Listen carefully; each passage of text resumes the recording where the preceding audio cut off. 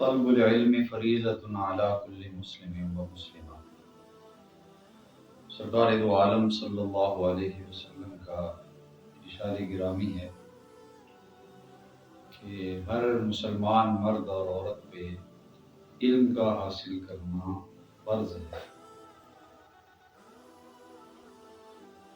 اب عام طور پر ہم علم کے بارے میں کہتے ہیں کہ آج کل علم بہت زیادہ ہو گیا ہے اور عمل کی کمی،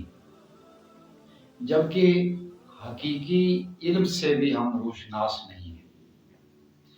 سرکار دو عالم صلی اللہ علیہ وسلم نے ایک حدیث مبارکہ کے اندر جو علامات قیامت بتائی ہیں، ان کے اندر ایک یہ بھی آپ کا ارشاد ہے کہ قرب قیامت علم اٹھ جائے گا۔ اب علم تو بہت زیادہ ہو گیا ہے بظاہر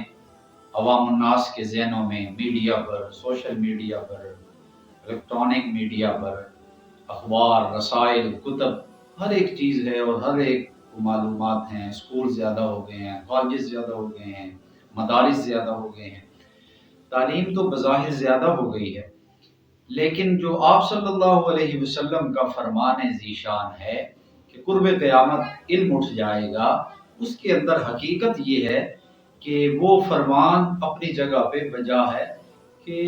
علم سے اٹھ جانے سے مراد یہ ہے کہ علم کی روح اٹھ گئی ہے، اس کی حقیقت سے ہم آشنا ہیں۔ اب اگر کوئی عالم بھی ہے تو وہ اپنے علم پہ عمل کا نہیں،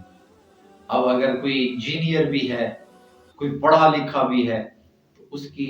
نجی زندگی کے اندر علم پہ عمل نہیں، عمل کا فقدان بھی ہے، اور اس کے ساتھ ساتھ ہمارے معاشرے کے اندر حقیقت علم اور علم کی روح اس کو بیدار کرنے کی ضرورت ہے، اور وہ بیدار ہوتا ہے قرآن کریم کی تعلیمات سے، اسلام کی تعلیمات سے۔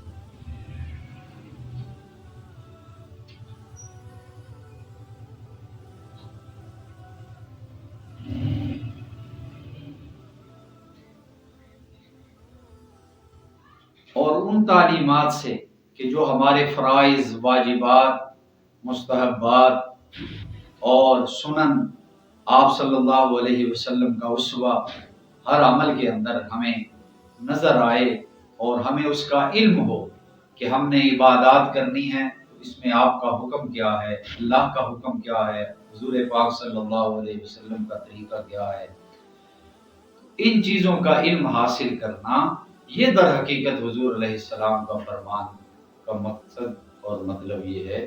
کہ یہ دین کے علوم کو حاصل کرنا ہم سب کے لیے فرض ہے، چاہے کوئی عورت ہے یا مرد ہے۔ اس کے اندر عورت اور مرد کا بھی امتیاز آپ صلی اللہ علیہ وسلم نے ختم فرما دیا، کیونکہ عورتوں کے لیے علم کا حاصل کرنا بہت زیادہ ضروری ہے۔ حضور علیہ السلام کی ازواج مطہرات سے